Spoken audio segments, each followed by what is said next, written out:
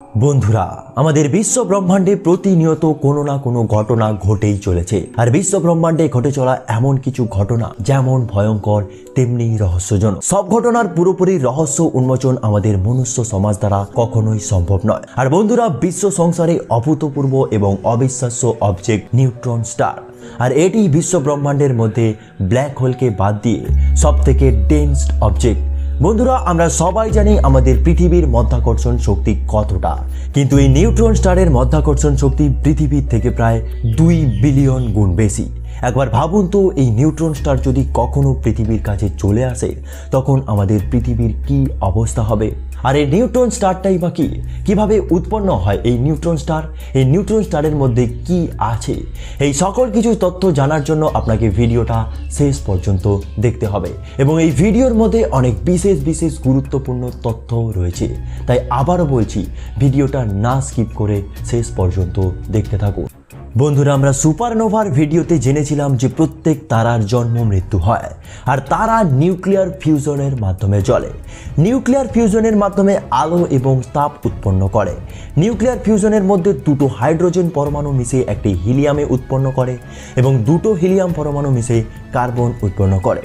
এরমভাবে বিক্রিয়া করতে করতে একটা নক্ষত্র জ্বলতে থাকে যতক্ষণ না পর্যন্ত আয়রন উৎপন্ন হচ্ছে, কারণ আয়রন বিক্রিয়া করে কোনো শক্তি বা নতুন পদার্থ তৈরি হয় না।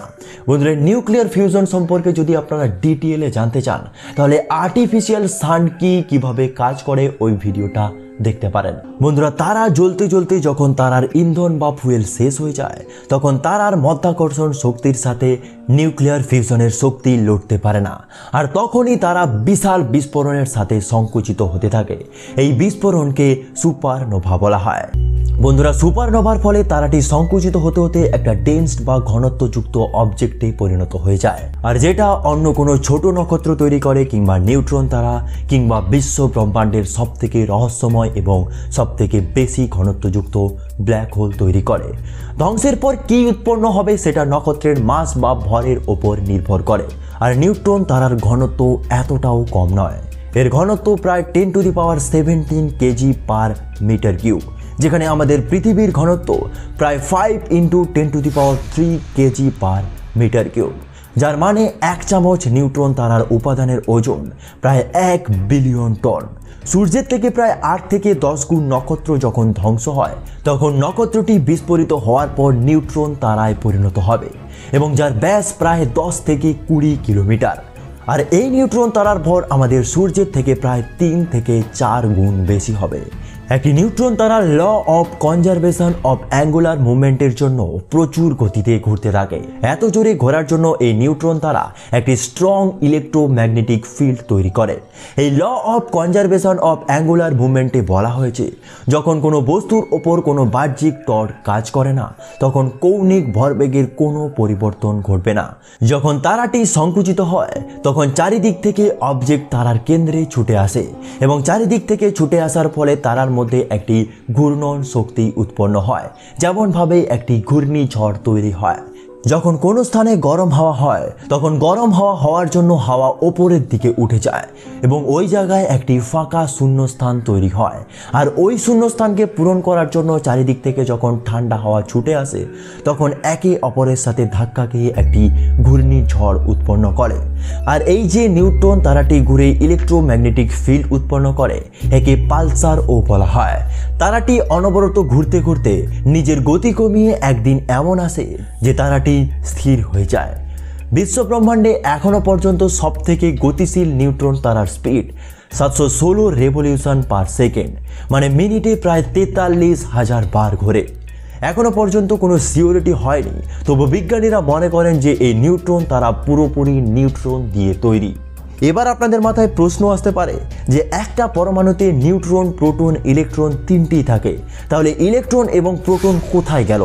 বন্ধুরা, ইলেকট্রন এবং প্রোটন নিউট্রনের সাথে কম্বাইন হয়ে নিউট্রন গঠন করে, এবং যদি বিশাল বড় নক্ষত্র ধ্বংস হয়ে নিউট্রন তারায় পরিণত হয় তখন যদি নিউট্রন তারা সংকুচিত হতে থাকে তখন সংকুচিত হয়ে ব্ল্যাক হোল উৎপন্ন করবে। একটি নিউট্রন তারার জন্মের সময় খুবই গরম থাকে এবং ধীরে ধীরে তাপ নিষ্কাশন করে শীতল হতে থাকে।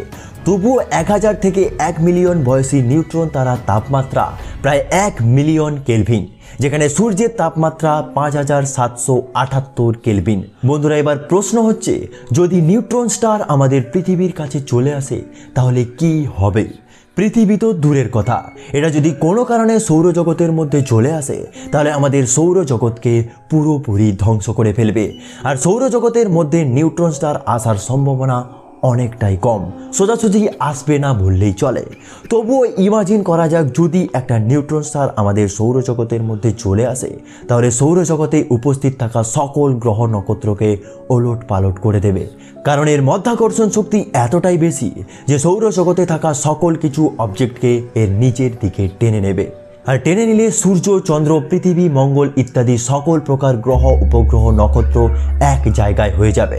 আর আমাদের সূর্য আমাদের থেকে এতটা দূরে থাকা সত্ত্বেও সূর্যের তাপ থেকে বাঁচার জন্য আমরা এসি, ফ্যান ইত্যাদি ব্যবহার করি। একবার ভাবুন তো, যদি সূর্যের কাছে আমরা যাই তাহলে আমাদের কোনো অস্তিত্ব থাকবে? সকল কিছু সূর্যের আগুনে পুড়ে ছাই হয়ে যাবে। আর ধরুন একটা নিউট্রন স্টার আমাদের সৌরজগতের একদম কাছ দিয়ে বেরিয়ে গেল এবং বেরিয়ে যাওয়ার সময় আমাদের সূর্যকে নিজের দিকে টেনে খেয়ে ফেলল, তাহলে আমাদের সৌরজগতে উপস্থিত থাকা সকল গ্রহ, উপগ্রহ ইত্যাদি বরফে আচ্ছন্ন হয়ে যাবে, যেখানে আমাদের পৃথিবীও বাদ যাবে না। আর আপনি বুঝতেই পারছেন, গোটা পৃথিবী যদি একটি বরফের স্তূপে পরিণত হয় তাহলে আমাদের পৃথিবীতে থাকা সকল প্রাণী, উদ্ভিদ ইত্যাদির কি অবস্থা হবে? কারোরই বেঁচে থাকা সম্ভব নয়। আর ধরুন পৃথিবীর কাছে যদি কোনোদিন নিউট্রন তারা চলে আসে তাহলে পৃথিবীতে থাকা বাড়ি, ঘর, গাছপালা ইত্যাদি নিজের কাছে টানতে থাকবে এবং এক সময় এমন আসবে যে পৃথিবী পুরোপুরি ভেঙে টুকরো টুকরো হয়ে যাবে। কারণ নিউট্রন স্টারের মাধ্যাকর্ষণ শক্তি পৃথিবীর থেকে অনেক গুণ বেশি। বন্ধুরা, যেসব নিউট্রন স্টারের ম্যাগনেটিক ফিল্ড সাধারণ নিউট্রন স্টারের থেকে প্রায় 1000 গুণ বেশি বা তার থেকেও বেশি হয়, সেই সব নিউট্রন স্টারকে ম্যাগনেটার বলা হয়। কিছু নির্দিষ্ট সময়ে তারার ম্যাগনেটিক ফিল্ড ম্যাগনেটারের পার্টিকেলগুলিকে এমনভাবে সাজিয়ে দেয় যে একটি বিশাল আলোর বিচ্ছুরণ ঘটায়। 27শে ডিসেম্বর 2004-এ আমাদের বিজ্ঞানের পৃথিবী থেকে প্রায় 50 লাইট ইয়ার্স দূরে SGR 180620 নামে একটি ম্যাগনেটারকে গামা রে ব্লাস্ট করতে দেখেছিলেন। কেবলমাত্র 1 সেকেন্ডের মধ্যে এই গামা রে এতটা পরিমাণ এনার্জি রিলিজ করেছিল যতটা আমাদের সূর্য প্রায় 1.5 কোটি সালে উৎপন্ন করে। একবার ভাবতে পারছেন এই এনার্জিটা কতটা? আর এটা যদি আমাদের পৃথিবী থেকে প্রায় 10 থেকে 20 লাইট ইয়ার্স দূরে হতো তাহলে আমাদের পৃথিবীর ওজোন লেয়ার একদম ধ্বংস করে দিত। আর ওটা কেবলমাত্র 1 সেকেন্ডের মধ্যেই হয়ে যেত। আর ওজোন লেয়ার ধ্বংস হওয়া মানে বুঝতেই পারছেন আমাদের টেম্পারেচার কতটা বেড়ে যাবে। টেম্পারেচার বাড়া তো দূরের কথা, এটা হওয়ার পরে হিরোশিমা, নাগাসাকিতে বোমা ফেলার পর যেরকম হয়েছিল আমাদের গোটা পৃথিবীতে ঠিক তেমনি হবে।